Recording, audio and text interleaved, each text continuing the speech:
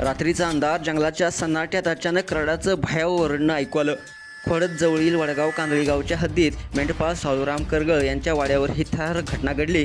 बिबट्याने मध्यरात्री वाड्यात शिरून एका करड्यावर झडप गाठली.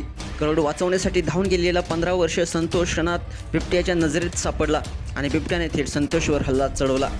संतोषच्या ओरडण्याने वडील साळूराम करगळ धावत गेले, पण आता बिबट्याची नजर पडली बापावर. रक्ताच्या धारात वेदनेने तडफडणारे वडील आणि भीतीने गोंधळलेला मुलगा.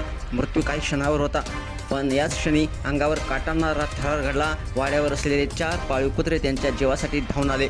त्यांनी बिबट्यावर झडप गाठली, चिरडून टाकलं त्याचं रौद्र रूप. संतोष आणि साळूराम करगळ यांच्या जीवाला धोका निर्माण झाला होता, पण या 4 विश्वासू रक्षकांनी स्वतःचा जीव धोक्यात घालून त्यांना वाचवलं. कुत्र्यांच्या प्रखर हल्ल्याला तोंड न देऊ शकल्याने अखेर बिबट्याचाही शेवट झाला. हा नर बिबट्या केवळ 5 वर्षाचा होता.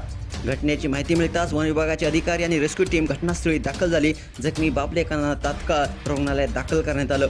सुदैवाने त्यांची आता प्रकृती स्थिर आहे. पण इथे एक मोठा प्रश्न उभा होतो. वन विभागाने मेंढपाळ बांधवांना सोलर लाईट स्टेंट्स दिले होते, पण त्यांचा वापरच झाला नाही आणि हाच निष्काळजीपणा धोकादायक ठरला. मित्रांनो, ही घटना फक्त थरारक नाही तर शिकवून देणारे आपल्या जीवाच्या सुरक्षेपेक्षा मोठं काहीच नाही. आज संतोष आणि साळूराम यांना वाचवणारे ते 4 पाळीव कुत्रे हे खरे नायक ठरलेत. मित्रांनो, अशा प्रसंगात आपल्याला सांगणं आवश्यक आहे, प्राण्यावर प्रेम करा, कारण संकटाच्या क्षणी तेच तुमचे रक्षक ठरत असतात. मित्रांनो, तुम्हाला हा व्हिडिओ कसा वाटला, तुमच्या प्रतिक्रिया अवश्य लिहा आणि आपल्या स्पोर्ट्स चॅनेलला सबस्क्राईब करायला नक्की विसरू नका. धन्यवाद.